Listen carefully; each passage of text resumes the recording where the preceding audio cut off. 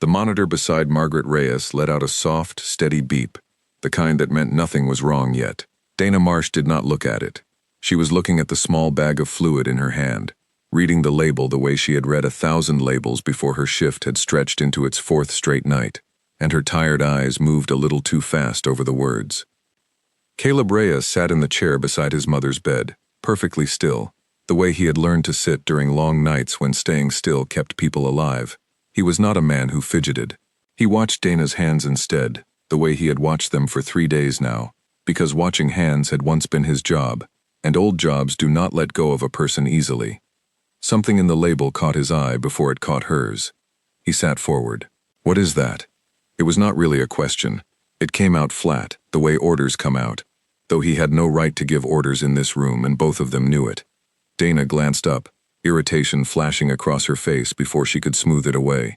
3 days earlier she had told this man, in this exact room, to back off and let her do her job. She had not expected to be saying it again tonight, not at 2 in the morning, not with her hands already moving toward the IV port. "It's her evening medication," Dana said. "I need you to let me work." "Her evening medication was given 4 hours ago. I watched you give it." Caleb was already standing. "Read the name on that bag again." Something cold moved through Dana's chest, the kind of cold that has nothing to do with temperature. She looked down at the bag in her hand, and this time she made herself actually read it, slowly, the way she had been trained to read it before exhaustion had worn a groove of habit into her checking process. The name on the bag was not Margaret Reyes. For 1 full second, the room did not move. Dana stood with the bag in her hand and the syringe port open, and the small plastic clamp between 2 fingers, half a breath from finishing the connection she had already started. Her mind raced backward, trying to find the moment she had gone wrong, and found nothing, because the moment had not been one mistake. It had been 40 of them, made small and quiet over 4 sleepless nights, until they piled high enough to become this. "Stop." Caleb's voice did not rise. It did not need to. It carried the particular calm of a man who had said that word before, in rooms far worse than this one, and people had listened. Dana's hand was already pulling back. The clamp had not fully opened. No fluid had passed through the line. She told herself this twice, fast, the way a person grabs for a railing on a dark staircase. Then the monitor changed its tone. It was small at first, a shift in pitch that only someone who had spent years listening for exactly that shift would have caught immediately. Margaret's heart rate, which had been resting in the 70s, ticked up. 78, 81, 86. 3 days earlier, when Caleb had first arrived at his mother's bedside, he had asked Dana a simple question about a different machine, and Dana, running on no sleep and a unit that was 2 nurses short of where it needed to be, had answered him sharply enough that he had gone quiet for the rest of that visit. She had not meant to be unkind. She had meant to survive the shift in front of her. Looking back on it now, in the half-second before everything changed, she understood that he had not been questioning her competence that first night. He had been doing what he had always done, in places far more dangerous than this one. He had been watching for the thing that did not fit. Tonight, the thing that did not fit had been her own hand. "She's not on that line," Dana said, mostly to herself, mostly to convince the panic rising in her throat. "I didn't connect it. I caught it." Her rate is still climbing. Caleb had moved to the other side of the bed, 2 fingers already pressed lightly to his mother's wrist, counting in a way that did not require him to look at any machine. He had done this on far less stable ground than a hospital floor. 94, she's flushed. Look at her color. Margaret's eyes fluttered open, confused and glassy, her skin taking on a faint sheen that had not been there a minute earlier. "Caleb," she murmured, her voice thin, "something feels wrong." That was when Dana noticed the second line, the one already running, the one that had been hung an hour earlier by another nurse during the shift handoff, the one that should have carried Margaret's actual evening dose, and instead, somewhere in the chaos of a short-staffed unit working 2 patients short of safe, had carried medication meant for the woman in the next room over. The wrong bag in Dana's hand had not been the disaster, it had been the warning. The real mistake was already inside Margaret's body, already moving through her bloodstream, already climbing toward whatever it was going to do to a 71-year-old heart that had been recovering from surgery for exactly 6 days. "Get help," Caleb said. "Now." Dana did not argue. She did not defend herself. She hit the call button with the flat of her palm, and was already moving for the door, already shouting down the hallway in a voice that did not sound like her own, a voice stripped clean of every ounce of pride she had carried into that room 3 days earlier, when she had told a stranger to back off. Behind her, Margaret's breathing had gone shallow and fast, and Caleb's hand had not left his mother's wrist, his thumb pressed steady against her pulse, counting numbers that were rising too quickly to be anything but trouble. "Stay with me," he said quietly to his mother, his voice the only steady thing in the room. "You hear me? Stay right here." Margaret's eyes found his, frightened and trying to focus, her lips moving without sound. Down the corridor, lights began switching on one after another, doors opening, the particular hurried quiet of a hospital responding to an emergency it had not yet named out loud. Dana's voice carried ahead of her, calling out a room number, calling for the charge nurse, calling for a doctor, calling for anyone who could undo in the next 90 seconds what 4 exhausted nights had allowed to happen. Caleb did not call for anyone. He had already done that by sending Dana. Instead, he leaned close to his mother's ear and spoke low and even, the same tone he had once used to keep frightened young men breathing through the worst nights of their lives, the same tone that asked for nothing except one more minute, one more breath, one more second of holding on. "You're not going anywhere," he told her. "Not on my watch." Footsteps were pounding down the hallway now, fast and many, and the door to the room burst open behind him, and still his hand did not move from his mother's wrist. Still his eyes did not leave her face, because in the only kind of emergency he had ever fully trusted himself to handle, the first rule had never changed. "Do not let go," the monitor screamed.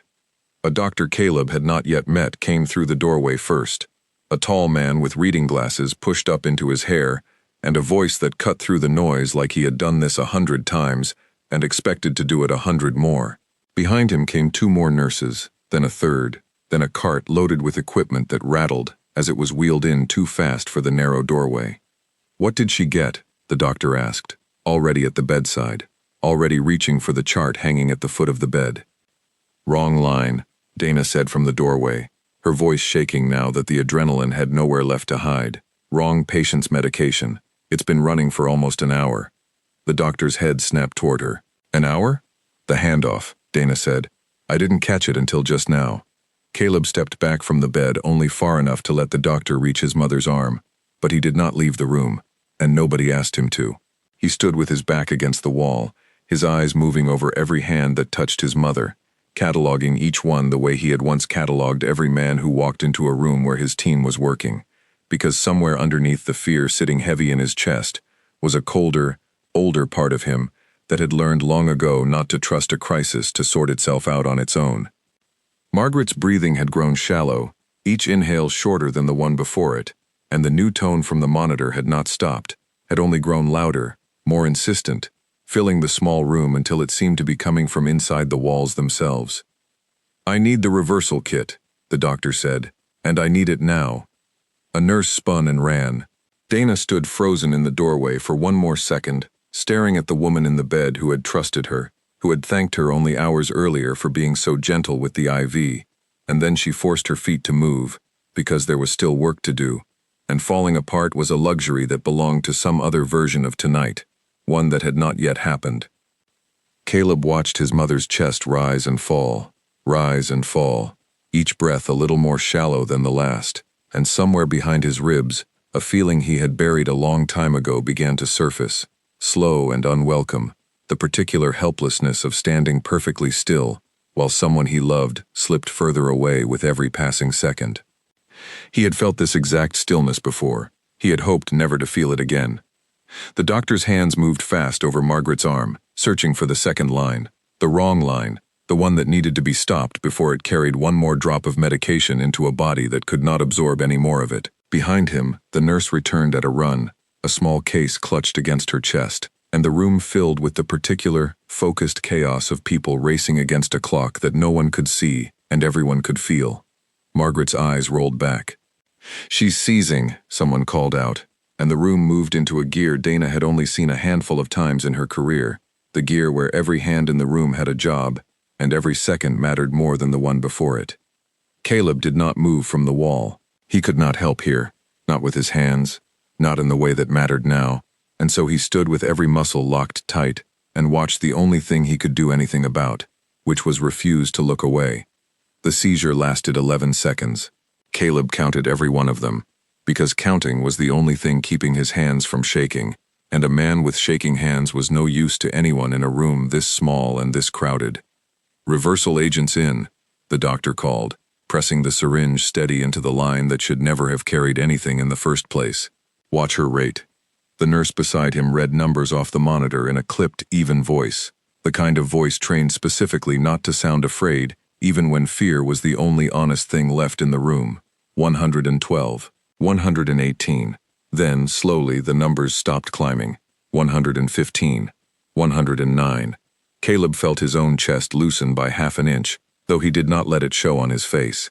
He had learned a long time ago that the people around him took their cues from his expression whether he wanted them to or not, and so even now, even with his mother's body still trembling faintly under the blanket, he kept his jaw set and his eyes steady, because somewhere in this room, a frightened 71-year-old woman needed to see one calm face when she opened her eyes again.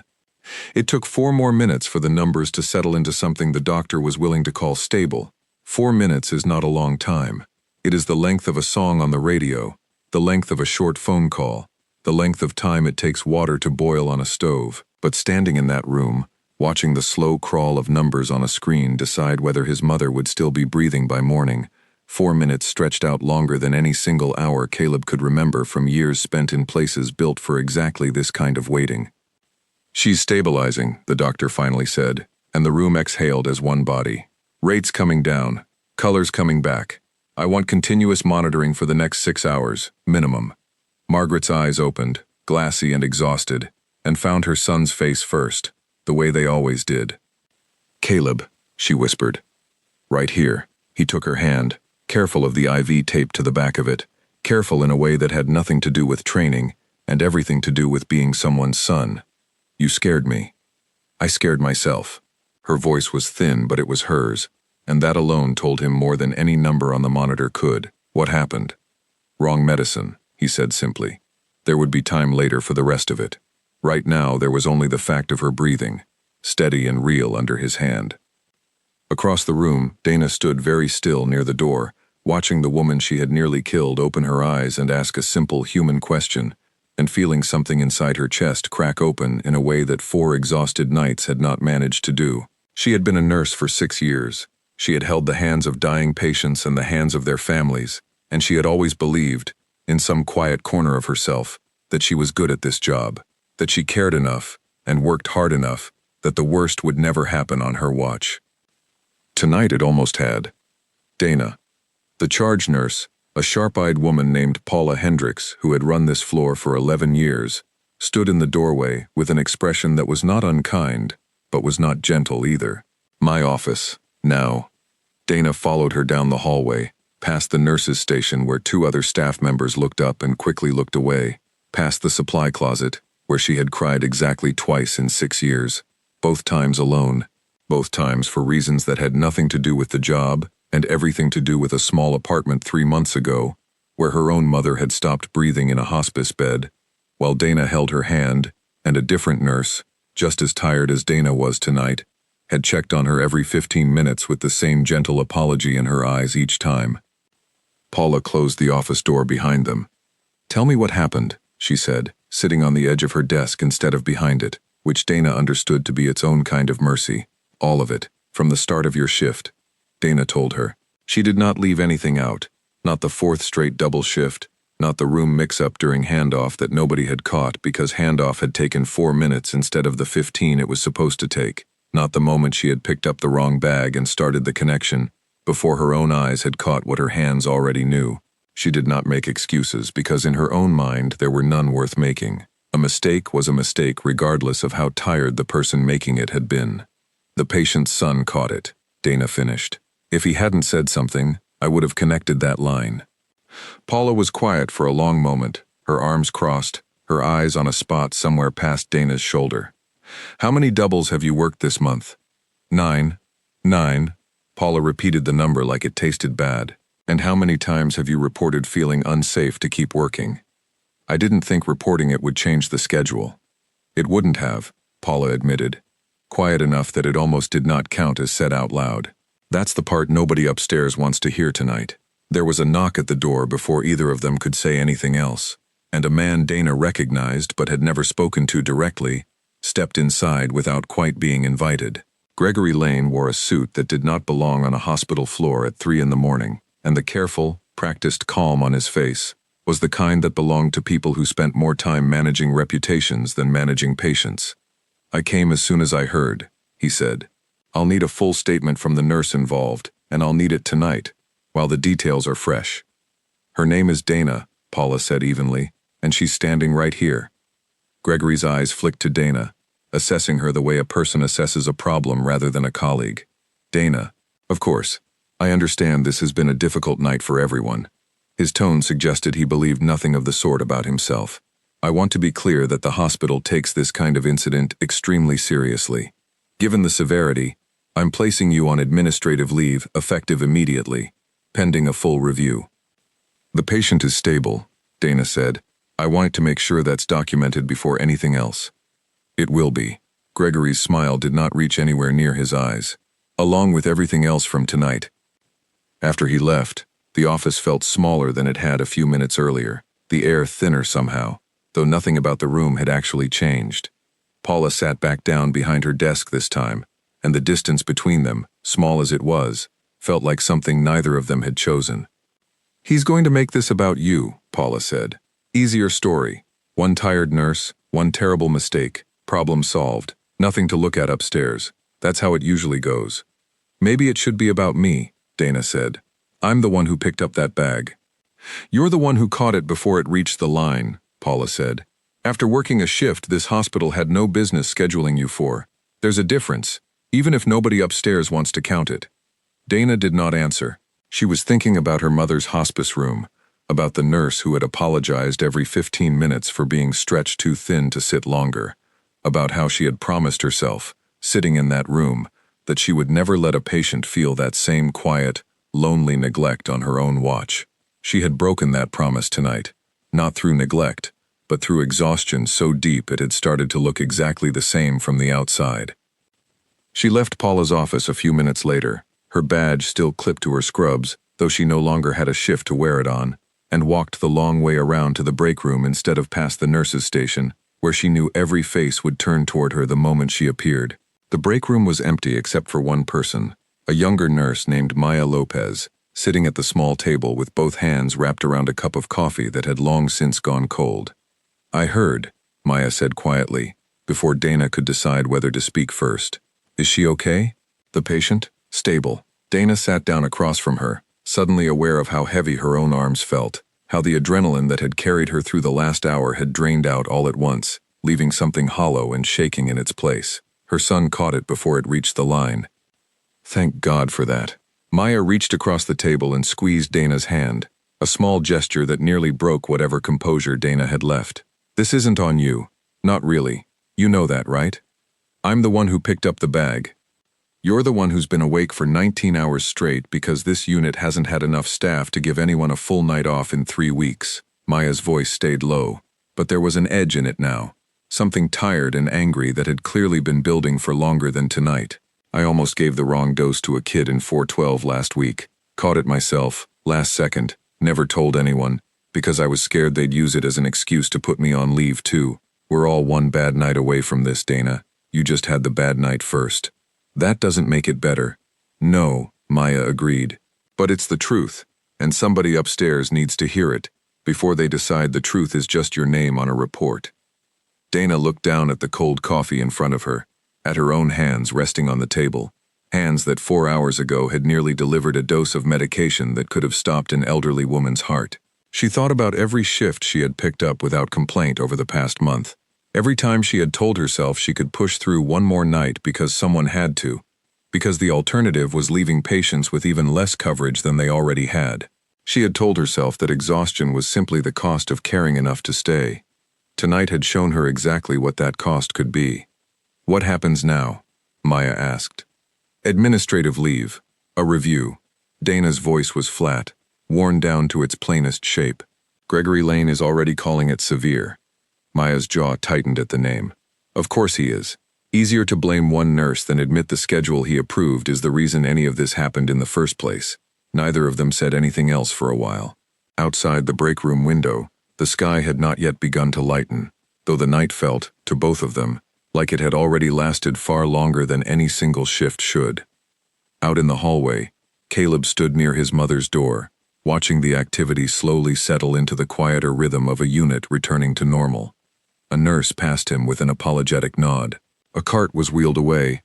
The particular electric tension that had filled the hallway 20 minutes earlier had begun, slowly, to drain out of the air. He had not moved far from his mother's room since the moment the monitor had first changed its pitch, and he did not intend to. Not tonight. Maybe not for several nights after this one.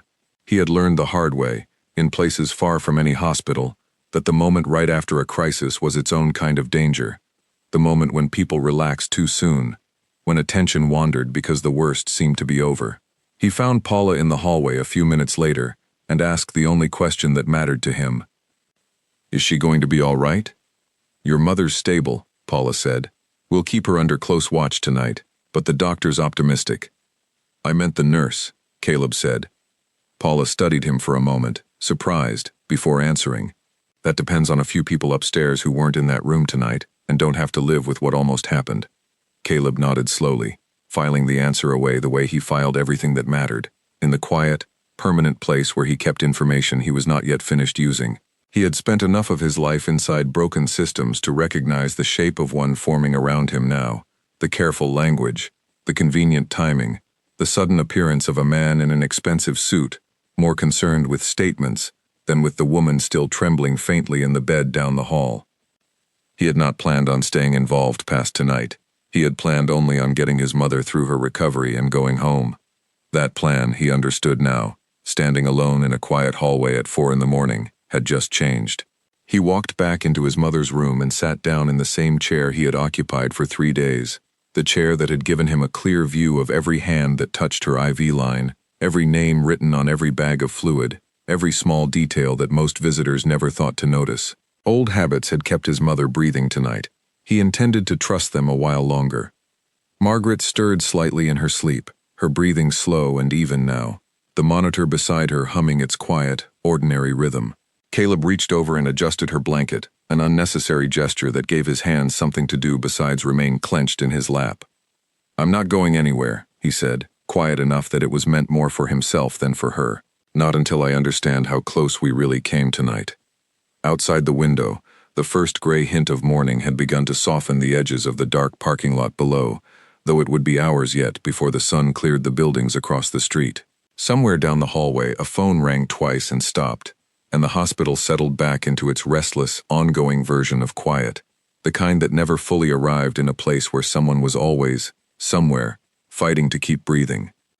Caleb did not sleep that night. He sat beside his mother and watched the door, and somewhere underneath the relief of having caught tonight's mistake in time, a colder, more deliberate thought had begun to take shape, one that had nothing to do with relief at all. If this could happen once, on a night he happened to be sitting close enough to notice, it could happen again on a night when nobody was watching at all. He intended to find out exactly how many times it already had. 3 floors above, in an office with the lights still burning at 5 a.m, Gregory Lane sat behind his desk with his phone pressed to his ear, his voice pitched low and careful, even though the hallway outside his door was empty. "I need the incident pulled together as a single nurse error before the morning briefing," he said. "Fatigue, a missed double check, nothing more complicated than that. I don't want staffing numbers anywhere near this report." A pause, while whoever was on the other end answered, "I understand it's been a difficult month for scheduling." "That's exactly why I don't want it mentioned. Clean story. One name. We move on." He hung up the phone and sat for a long moment in the quiet of his office, looking out at the dark parking lot below, where a single pair of headlights swept slowly past and disappeared. He had managed worse nights than this one. He had managed them by keeping things simple, by giving the people above him exactly the story they wanted to hear and nothing else. He had no way of knowing yet that the patient's son was the kind of man who had spent years learning to notice exactly the things that other people preferred to keep simple. The review board met 4 days later in a conference room on the 2nd floor, a room Dana had walked past 100 times without ever once expecting to sit inside it as the subject of the meeting. She wore her good blazer, the one she kept for funerals and job interviews, and she sat with her hands folded on the table the way her mother had taught her to sit when she wanted people to believe she was calm. Across the table sat Gregory Lane, a stack of papers in front of him, and beside him a woman Dana did not recognize, who introduced herself only as being from risk management. Paula sat at the far end of the table, her expression carefully neutral, in a way that told Dana she had been instructed to stay neutral, rather than choosing it herself. "We've reviewed the incident report," Gregory began, "and the medication administration record from that evening. Ms. Marsh, can you walk us through your understanding of what occurred?" Dana told the story again, the same story she had told Paula in the early hours of that terrible morning, the same facts in the same order, though this time her voice did not shake the way it had then. There was nothing left to be afraid of in the facts themselves. She had already faced the worst version of them, alone, in the moments after the monitor had screamed. "I made an error," she said, when she reached the end of it. "I picked up a medication that was not meant for my patient, and I began the connection before I caught it. I'm not here to argue that didn't happen." "That's a refreshingly direct admission," the risk management woman said, making a note. "I would like to add some context," Dana continued, before anyone could move on. "That was my 4th consecutive double shift. I had been awake for 19 hours when the error occurred. The room mix-up during handoff happened because handoff that night lasted 4 minutes instead of the usual 15, because we were short 2 nurses, and the ones of us who were there were each covering more patients than is considered safe under this hospital's own published staffing guidelines." Gregory's pen stopped moving. "Ms. Marsh, this meeting is about the specific incident, not about general scheduling concerns." "With respect," Paula said, speaking for the first time, "I don't think you can separate the two. I've submitted 3 staffing requests in the last 2 months, citing exactly this kind of risk. All 3 were denied." A brief, uncomfortable silence settled over the table. Gregory recovered first, his voice smooth again, practiced. "Staffing decisions involve budget considerations that go well beyond this room. What we're here to determine today is whether Ms. Marsh's conduct met the standard of care this hospital requires." "My conduct," Dana said, "was the result of conditions this hospital created and then ignored warnings about. I'm not saying that to avoid responsibility. I'm saying it because if the only thing that changes after tonight is my employment status, the next nurse who works her 4th double shift this month is going to make the exact same mistake I did, and there might not be a sun in the room next time to catch it." The risk management woman glanced at Gregory, who did not glance back. The meeting ended without a decision. Dana was told she would remain on administrative leave while the review continued, that a final determination would be made within 2 weeks, and that she should refrain from discussing the incident with anyone outside the hospital in the meantime. She thanked them, because that was what you did, and walked out into the hallway feeling like she had said everything true and accomplished nothing at all. Carol Webb was waiting for her by the elevator, a folder tucked under one arm, and an expression that managed to be both sympathetic and sharply focused at the same time. She had represented the nursing staff's union for 9 years, and had the particular patience of someone who had watched institutions move slowly many times before. "How did it go?" Carol asked. "I told the truth. I'm not sure it mattered." "It matters," Carol said. "Maybe not today, but it matters. I want you to write down everything you said in there while it's fresh, and I want copies of every staffing request Paula's filed this year. If they're determined to make an example out of fatigue, I want it on record that the fatigue wasn't an accident either." Dana nodded, grateful for the focus, grateful to have something to do with her hands and her attention, besides replay the sound of the monitor screaming. She spent the rest of that week in her small apartment, sitting with her phone face down on the kitchen table, because every notification felt like it might be the call telling her she no longer had a job to return to. The apartment had never felt so quiet. She had lived alone since her mother's death, and most days the quiet did not bother her. But administrative leave had a way of stretching ordinary silence into something heavier, something that filled every room and left nowhere to put her thoughts except directly onto the things she least wanted to think about. She found herself replaying the moment over and over, not the seizure, not the screaming monitor, but the smaller moment before any of that. The half-second where she had picked up the wrong bag and her tired eyes had skimmed past the name without truly reading it. She kept trying to locate the exact instant where focus had failed her, as though finding it might let her go back and fix it, and every time she searched, she came up with the same uncomfortable answer. There had been no single instant. There had only been 4 nights of exhaustion pressing down, fine grain by fine grain, until something inside her that should have caught the error simply had not been there to catch it. Maya called twice that week, brief calls full of careful, encouraging words that both of them knew were doing more work than the situation could really bear. On the second call, her voice dropped into something more serious. "You should know what's being said up here," Maya told her. "Lane's been telling people upstairs this was a one-time lapse. Personal failure, nothing systemic. He's already drafted a statement for if the local news picks it up." "How do you know that?" "Because his assistant complains about everything to anyone who'll listen, and I listen." A short, humorless laugh. "Just be ready, Dana. If this goes public, they're going to need somewhere to point the cameras, and it isn't going to be at the budget meetings where they cut our staffing." After Dana hung up, she sat at her kitchen table for a long time without moving, turning Maya's words over in her mind, feeling something that was not quite anger and not quite fear settle into the space where exhaustion used to live. She had spent 4 nights blaming herself completely. It was strange, and almost frightening, to feel that blame begin to widen into something larger, something with more names attached to it than just her own.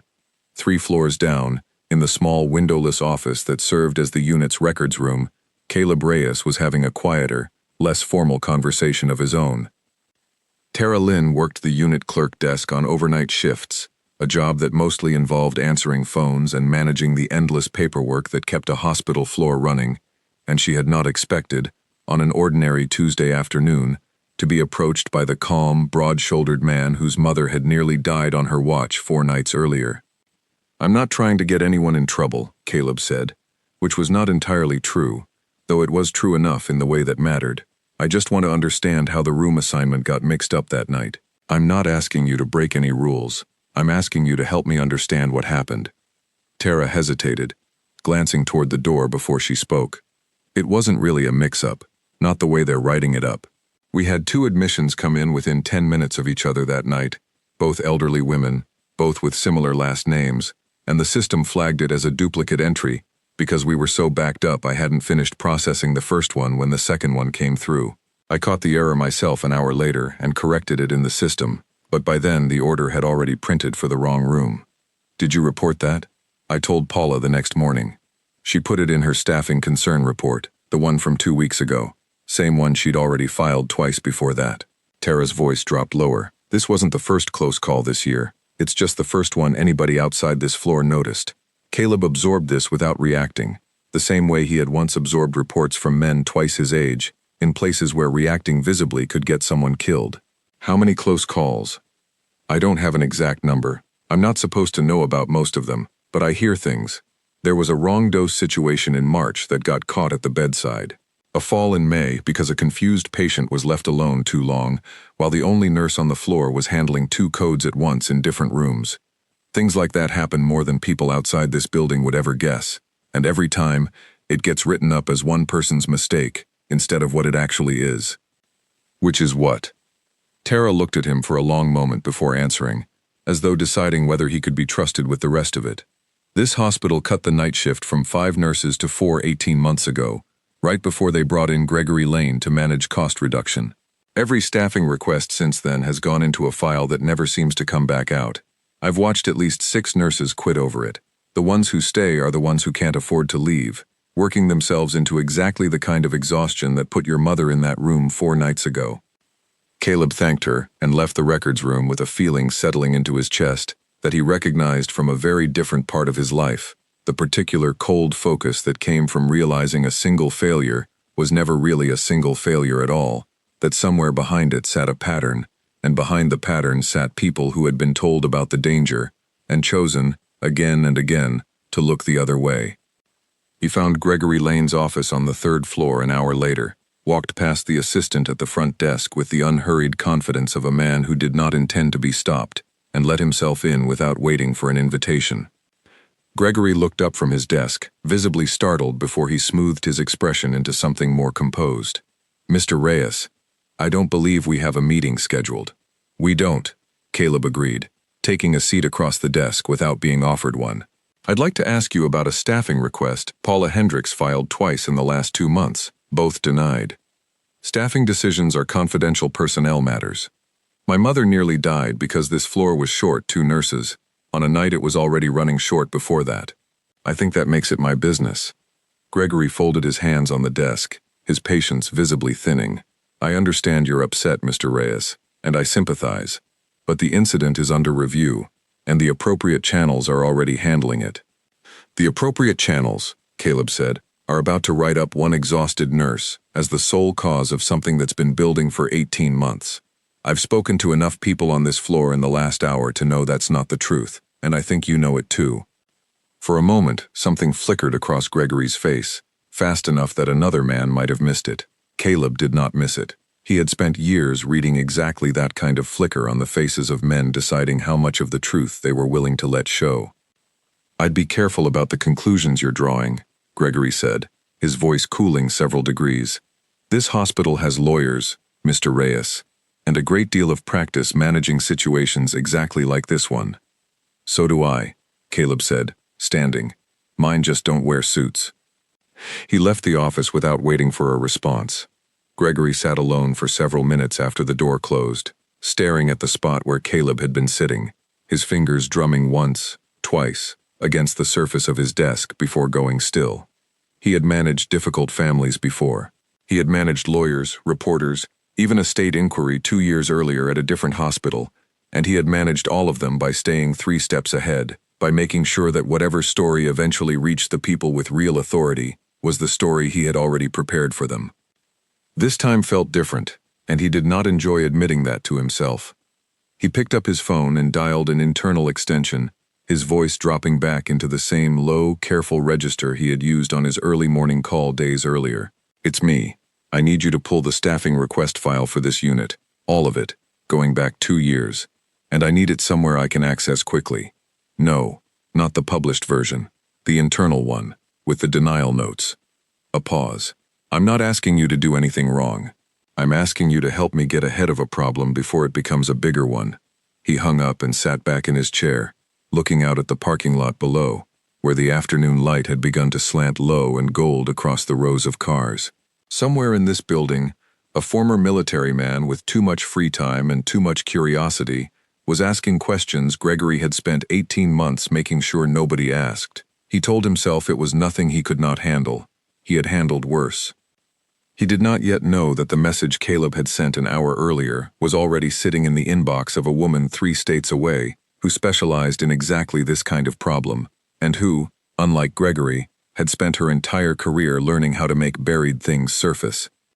Caleb walked back down to the floor where his mother was still recovering, still flagged for close monitoring, still, against every odds the last 4 days had thrown at her, breathing steadily on her own.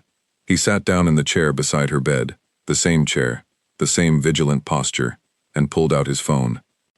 There were people he had not spoken to in years, people scattered across the country now in jobs that had nothing to do with the work they used to do together, people who had once trusted him to notice the thing that did not fit and to do something about it once he found it. He scrolled through his contacts until he found the name he was looking for, a former teammate who had left the service 2 years earlier to work in healthcare policy. Of all things, the kind of quiet, patient work that fixed broken systems instead of broken bones. Caleb typed a short message, hit send, and set the phone down on his knee. Then he settled back into the chair to wait, the same way he had waited through countless other long nights, certain of only one thing. Whatever Gregory Lane thought he had buried, it was not staying buried much longer. The woman from Caleb's old network called him back the next morning, her voice brisk and businesslike, in a way that told him she had already read everything he had sent her overnight. Her name was Priya Anand, and she had spent the last 2 years working with a non-profit that tracked hospital safety violations across the state, the kind of organization most people never heard about until they needed it badly. Your message landed at a useful time, she said. The state health department already has this hospital flagged for a routine inspection. It was scheduled for next month, but I can move some things around. If you can get me documentation showing a pattern of ignored staffing warnings tied to this incident, I can have inspectors on site within 48 hours instead of 4 weeks. What kind of documentation? Internal staffing requests, denial records, Anything showing management knew the risk and chose not to act on it. The kind of paper trail hospitals usually keep buried until a lawyer subpoenas it. Priya's voice sharpened slightly. I should warn you, once we move this fast, the hospital will know something's coming. People in Gregory Lane's position have a way of making inconvenient paperwork disappear when they sense a deadline. Caleb thought of the conversation he had overheard through Tara Lynn and the cold, deliberate flicker he had seen cross Gregory's face the day before. Then we'd better get there before he does. He spent the rest of that morning back on the unit, moving with the same unhurried purpose he had once used to move through unfamiliar buildings, gathering information the way he had been trained to gather it, one careful conversation at a time. Paula gave him copies of her 3 staffing requests without hesitation, along with the brief, dismissive denial notes attached to each one. Carol Webb, once Caleb explained who Priya was and what the inspection could mean for Dana's case, handed over a folder of her own. Complaints filed by nurses across the floor going back 18 months, most of them never formally investigated. By early afternoon, the picture had become impossible to read as anything but a pattern. A staffing cut, made to satisfy a budget target. Repeated warnings from the floor, each one logged and ignored. A scramble of near misses, most caught at the last second by nurses too tired to be catching anything at all. And finally, 4 nights ago, the one mistake that had not been caught in time before it reached a patient's bloodstream. Tara Lynn found Caleb near the records room that afternoon, her expression tight and unhappy, in a way that immediately told him something had shifted since their conversation the day before. Lane's assistant came down here an hour ago, she said quietly, glancing over her shoulder out of habit before continuing. Asked me to adjust the timestamp on the room mix-up correction in the system, make it look like I caught it and fixed it sooner than I actually did. Said it would help simplify the incident report. What did you tell her? I told her I'd think about it. Tara's hands twisted together in front of her. I need this job, Mr. Reyes. I have 2 kids and a mortgage, and I can't afford to be the person who blows up a hospital's internal report over a few minutes on a timestamp.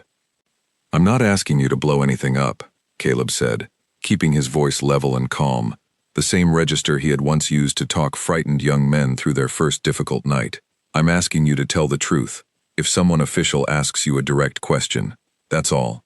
You don't have to volunteer anything. You just don't have to lie. Tara was quiet for a long moment, weighing something he could not see. There's an inspection coming, isn't there? That's why you're asking all this. There might be, Caleb said. Soon. She nodded slowly, some of the tension easing out of her shoulders, as though the knowledge that someone outside this building was finally watching had given her permission to stop carrying the whole weight of it alone. Then I won't lie, but I'm not going looking for trouble either. That's fair, Caleb said. Nobody's asking you to. He left her with that and made his way toward the elevator, his phone already buzzing with a message from Priya, confirming that the inspection had been moved up, that a state team would arrive at the hospital in exactly 40 hours, unannounced, with full access to records under existing health code authority. 40 hours was not much time. It was, Caleb thought, exactly the kind of window a man like Gregory Lane would need to make sure the worst of his records quietly disappeared before anyone official came looking for them. He had nearly reached the elevator when the first alarm sounded. It came from down the hallway, the particular sharp, urgent tone that every nurse on the floor recognized instantly, and every visitor learned to fear within their first hour in a hospital. Caleb's body reacted before his mind had finished processing the sound. Years of training overriding 4 days of careful patience in a single automatic motion. He was moving toward the noise before he had consciously decided to move at all. A young nurse he did not recognize stood frozen in the doorway of a room 2 doors down from his mother's, her face pale, her hands hovering uselessly over a patient whose monitor was screaming in a rhythm Caleb had heard only once before, 4 nights earlier, in a room not far from this one. I need help, she called out, her voice cracking. I'm the only one on this hall. Everyone else is down with the code in 306. I don't. Caleb was already in the room. The patient, an elderly man with thin gray hair and an oxygen line taped beneath his nose, had gone rigid in the bed, his chest barely moving, his lips beginning to take on a faint blue tint that Caleb recognized immediately as a body running out of air. What's his history? Caleb said, his voice dropping into the flat, clipped cadence of someone giving instructions rather than asking questions. Has he had this before? I don't know. I just started my shift. I haven't even finished his chart. The young nurse's hands were shaking too badly to be useful, and Caleb understood, in the space of half a second, that she was not incompetent, only new, only alone, only exactly as overwhelmed as every other nurse on this floor had been trained by circumstance to become. "Hit the call button," Caleb said. "Then get behind me and tell me everything you do know while we wait." She did, her voice tumbling out information in fragments while Caleb checked the man's airway with hands that had not forgotten, in 4 days of sitting quietly beside a hospital bed, exactly how to move when a person's breathing stopped making sense. The oxygen line had slipped loose sometime in the last several minutes, unnoticed because the only nurse responsible for 2 full hallways had been pulled into an entirely different emergency on the opposite end of the floor. "His oxygen's not connected," Caleb said. "It's not a code. It's a line." He reseated the tubing with quick, careful hands, and within seconds, the man's chest began to rise more deeply, his color shifting from gray-blue back toward something closer to human. By the time Paula arrived at a dead run, summoned by the call button and the noise, the worst of it had already passed, the patient breathing steady again, confused but stable, blinking up at a stranger's face hovering over his bed. "What happened?" Paula demanded, taking in the scene in a single sweeping glance. "Oxygen line came loose," Caleb said. "Nobody's fault. 1 nurse, 2 hallways, and a man 4 doors down crashing into a code at the exact same minute. This is what your floor looks like on an ordinary Tuesday afternoon, Paula. Not even the middle of the night, 2 in the afternoon." Paula looked at the young nurse, still trembling slightly by the door, and something in her expression softened into something closer to grief than anger. "Go take 5 minutes. I've got him." The young nurse nodded and slipped out, and Paula turned back to Caleb, her voice quiet now, exhausted in a way that had nothing to do with the hour of the day. "You're not wrong. I just don't know what you expect me to do about it that I haven't already tried." "I'm not asking you to do anything," Caleb said. "I'm telling you that in 40 hours, somebody official is going to walk through that door, asking exactly the questions you've been asking for 18 months, and this time somebody's going to have to answer them." Paula's eyes widened slightly. "An inspection." 40 hours, Caleb confirmed. "Maybe less." He left her standing in the doorway of a room that had nearly become another tragedy on a floor, already carrying one, and made his way back to his mother's room, his pulse only now beginning to settle from the sudden surge of old instinct that had carried him down the hall minutes earlier. He found Dana waiting there when he arrived, sitting in the second chair beside his mother's bed, her eyes red-rimmed but her posture straight, a folder clutched in her lap. "Maya told me what just happened down the hall," Dana said. "Is the patient okay?" "He will be. Loose oxygen line, 1 nurse covering 2 hallways during a separate code." Caleb sat down heavily in his usual chair. "Same pattern as 4 nights ago. Different mistake. Same cause." "I know." Dana held up the folder. "Carol gave me copies of everything you collected today. I've been sitting here trying to figure out what to do with it, and I think the answer is that we don't wait for the review board to decide my fate in 2 weeks. We take this to the inspection ourselves, in person, before Lane has a chance to control what the inspectors see first." Caleb studied her for a moment, this woman he had wanted, 4 days earlier, to keep at arm's length from his mother's bedside, and felt something shift quietly into place, an understanding he had not expected to reach this fast. She had made one terrible mistake on the worst night of an impossible month. She had also, in the days since, shown him exactly the kind of steady, clear-eyed resolve he had once looked for in the people he trusted to watch his back. "There's an inspection coming in 40 hours, he said. "Priya Anand, the woman I've been working with, she's already moving the timeline up. If we get her everything tonight, organized and ready, she can have it in front of the inspectors before Lane finishes whatever he's planning to do with that records room." "Then let's not waste the 40 hours we have," Dana said, and for the first time since the night the monitor had screamed, something in her voice sounded less like guilt and more like purpose. They worked through the evening in the small break room, where Dana and Maya had sat together 4 nights earlier, the table now covered in folders instead of cold coffee. Carol Webb arrived an hour later with a box of older complaint records pulled from Union archives, and Maya joined between rounds whenever she could slip away, adding details from memory that did not exist on any official form. Caleb sat at the end of the table, organizing the growing stack into a single, clear timeline, the same patient, methodical work he had once applied to far more dangerous puzzles. Except this time the stakes were measured in staffing ratios, instead of lives lost in a single instant, even though, as the last 4 days had shown, the two were not nearly as different as anyone upstairs wanted to believe. "This needs a summary page," Carol said, flipping through the growing stack. "Something an inspector can read in 2 minutes that tells them exactly what they're looking at before they drown in the details." "I'll write it," Dana said. "I lived it. I can tell it straight." She did, sitting at the corner of the table with a legal pad, writing in plain, careful sentences that left no room for anyone to soften the truth later. Not the 4 consecutive doubles, not the 4-minute handoff, not the 18 months of denied staffing requests that had turned an ordinary hospital floor into a place where exhaustion had quietly become routine. She did not spare herself in the account, but she did not let the institution hide behind her either. While they worked, 3 floors up, Gregory Lane sat alone in the records room long after his assistant had gone home, a stack of staffing denial forms spread across the table in front of him, a paper shredder humming quietly in the corner.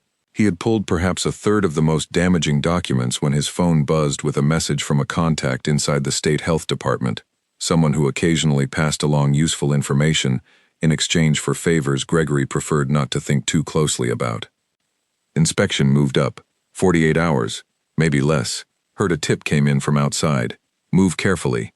Gregory read the message twice, his hand tightening around the phone. He had assumed he had weeks, not hours. He glanced at the half-shredded pile in front of him and understood, with the particular cold clarity that came from years of managing crises just like this one, that destroying records on the eve of an inspection was no longer simply risky. It was the kind of mistake that turned a manageable problem into a criminal one. He left the shredded fragments where they sat and walked the dimly lit hallway toward the unit floor instead, intending to find Tara Lynn and ensure, one more time, that her memory of certain timestamps remained appropriately flexible. He found her at the records desk, alone, the floor quiet around her in the particular hush of late evening. "I need a few minutes of your time," he said, his voice pleasant, practiced, betraying nothing of the hour he had just spent at a shredder, about that timestamp we discussed. Tara looked up at him, and something in her face had changed since their conversation the day before, a steadiness that had not been there before.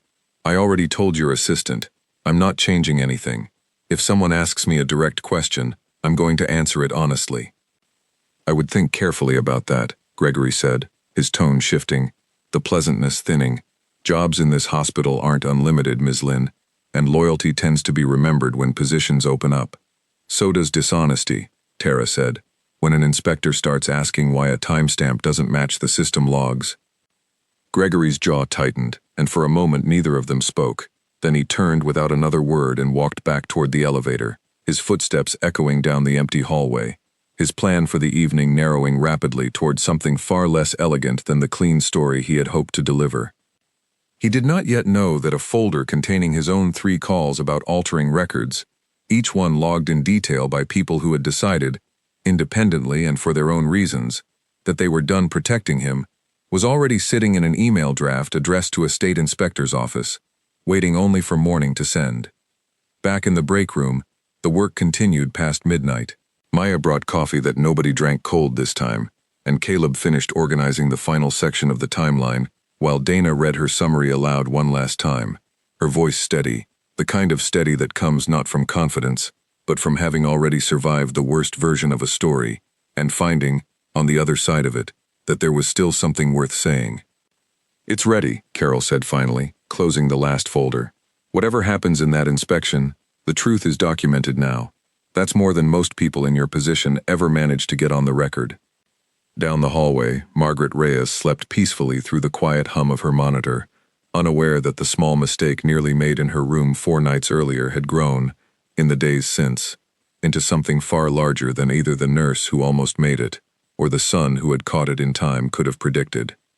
The state inspection team arrived at 7 in the morning, 3 people in plain clothes carrying laptops and identification badges that made the hospital's security desk visibly nervous.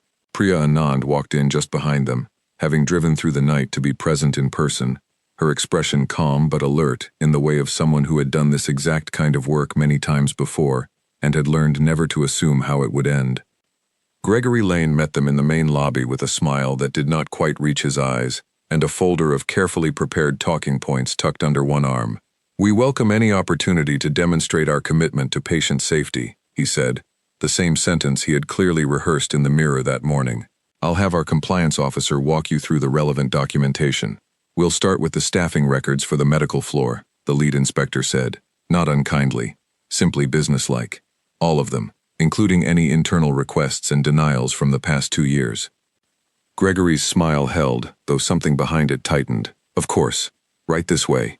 What he did not know, as he led the inspectors toward the records room he had spent part of the previous evening quietly emptying, was that Carol Webb, Paula Hendricks, and Dana Marsh were already waiting in a small conference room down the hall.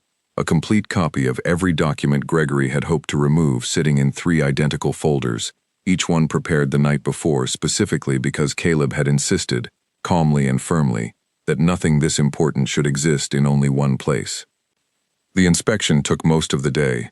Inspectors moved through the unit, asking quiet, careful questions of nurses who had spent 18 months afraid to answer them honestly, and found, this time, that nobody flinched away from the truth. Paula handed over her staffing requests without hesitation.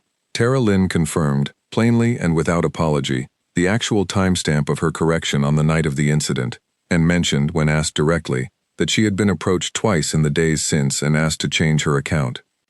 Maya was interviewed late in the morning, in a small side office with the door closed, and came out an hour later looking lighter than Dana had seen her look in months. "I told them about the near miss in 412, she admitted quietly, finding Dana in the hallway between rounds. "The one I never reported because I was scared." It felt strange saying it out loud to someone who actually wrote it down instead of someone who'd use it against me. How did it feel afterward? "Lighter," Maya said, echoing the word Dana had already noticed in her posture. "Like I'd been carrying something I didn't have to carry alone anymore." By early afternoon, the inspectors had also found the shredder in the records room, still holding fragments of partially destroyed documents, and had begun the careful, methodical work of photographing and cataloging exactly what remained of them. Gregory was asked to step into a different conference room shortly after that, and did not reappear on the unit floor for the rest of the day. Caleb sat with his mother through most of the inspection, the unit around them buzzing with a kind of tense, hopeful energy that had not existed there in months. Margaret, sitting up in bed now and steadily regaining her strength, watched her son with the particular knowing patience of a mother who had raised him. "You didn't come here planning to take on an entire hospital," she said. "No," Caleb admitted. "I came here to make sure you got better." "And now?" He considered the question for a moment, looking out the window at the parking lot where, for the first time in days, the morning light fell clean and ordinary across the rows of cars. "Now I think getting you better, and making sure this floor stays safe, turned out to be the same job." Margaret smiled, tired but genuine. "That sounds like something your father would have said." Down the hall, Dana sat in the small conference room with Carol and Paula, waiting through the long afternoon for word on what the inspection had found. Her hands wrapped around a cup of coffee she had no intention of drinking. She had spent the better part of 2 weeks bracing for the worst outcome, rehearsing in her mind what she would do if the review board decided her career in this hospital, the only career she had ever wanted, was finished. When the lead inspector finally stepped into the room late that afternoon, her expression gave nothing away, and Dana's stomach tightened in the silence before she spoke. "We've documented a clear pattern of understaffing on this floor, going back at least 18 months, along with multiple ignored internal warnings and at least one attempt to alter records ahead of our visit," the inspector said. "This hospital is going to face a formal citation, mandatory staffing remediation, and a follow-up inspection in 90 days. I want to be clear that none of this changes the fact that a medication error occurred in your care, but it changes the context the review board is required to consider when determining what happened and why." "What does that mean for me?" Dana asked. "It means I'd be very surprised if you lost your license over this," the inspector said. "It means the people who created the conditions you were working under are about to receive considerably more scrutiny than you are." Carol let out a long breath beside her, something between relief and vindication. Paula reached over and squeezed Dana's hand, the same gesture Maya had offered her in the break room nearly 2 weeks earlier, and this time Dana let herself feel it fully, without the guilt that had blocked it out before. Gregory Lane's final afternoon in the building came 2 days later, though most of the floor only heard about it secondhand.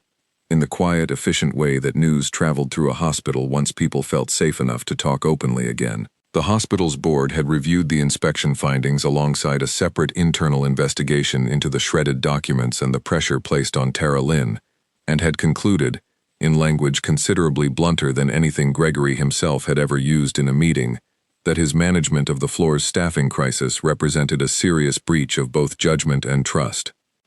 He was escorted out of the building on a Thursday afternoon, carrying a single box of personal items, past the same nurse's station where he had once delivered his careful, rehearsed statements about taking incidents seriously. Nobody on the floor said anything to him as he passed. Nobody needed to. Tara Lynn, watching from the records desk, felt something settle in her chest that she recognized, after a moment, as the particular relief of no longer being afraid to tell the truth in her own workplace.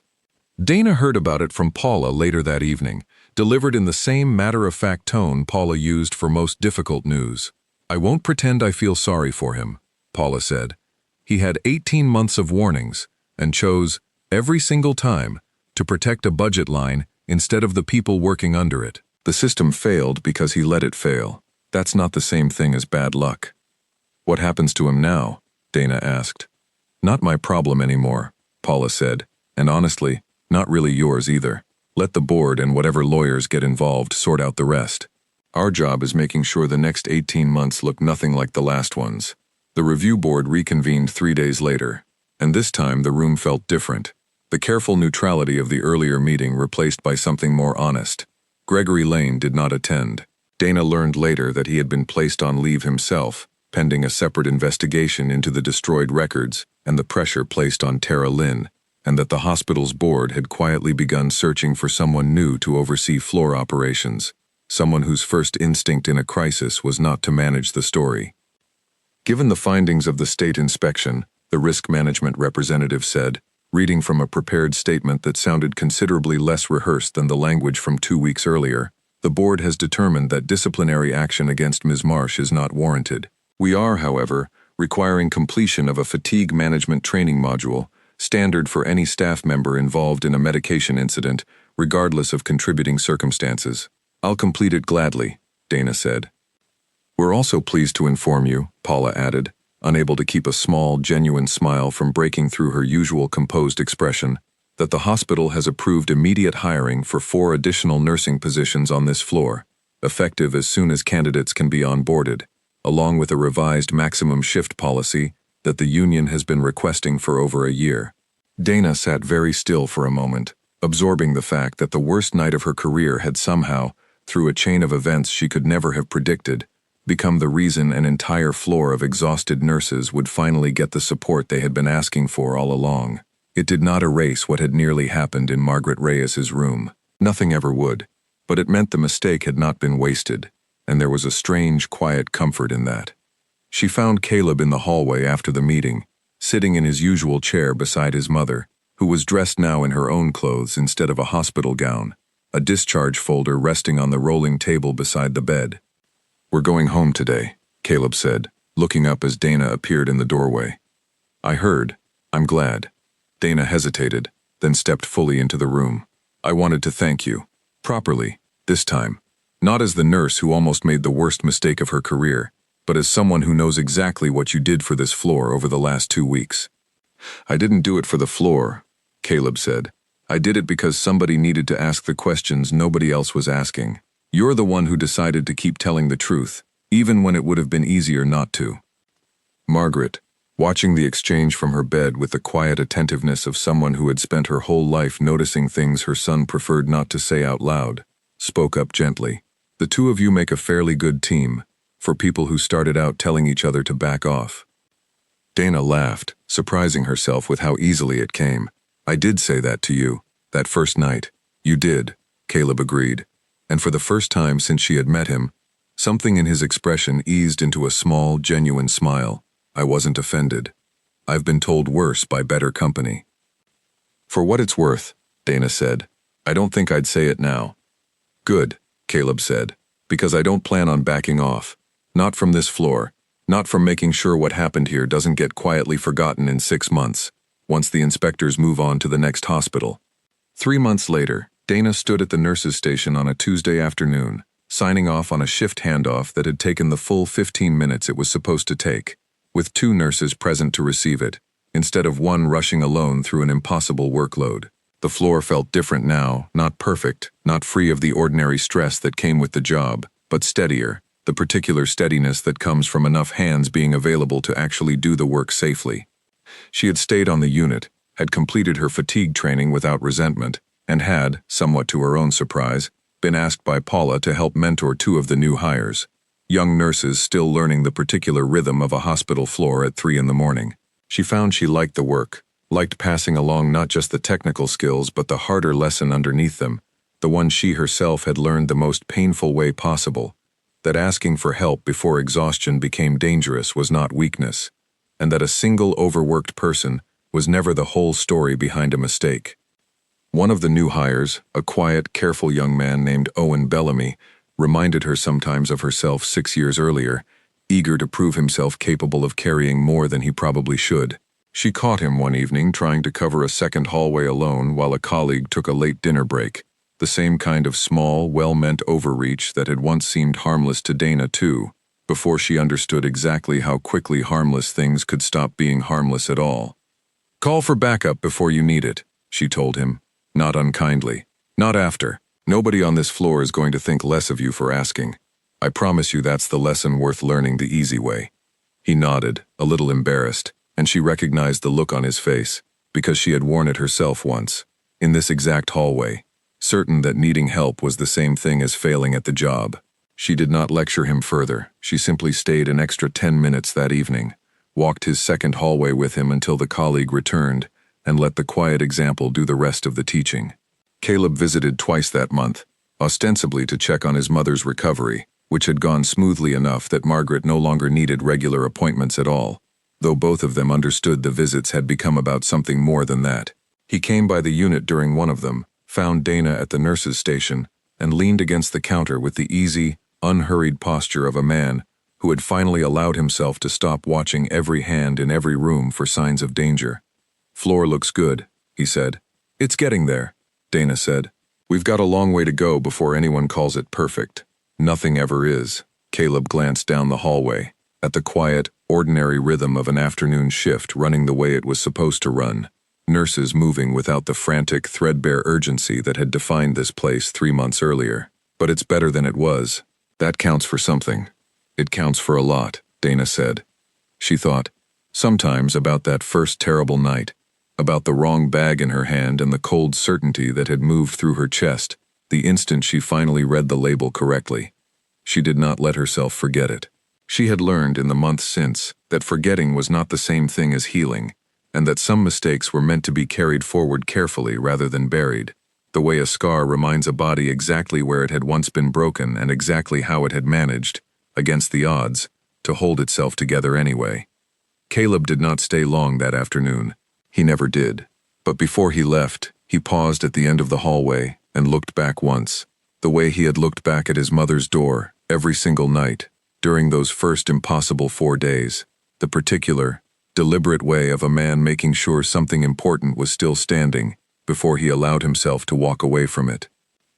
Dana caught his eye and nodded, a small, simple gesture that needed no further words attached to it.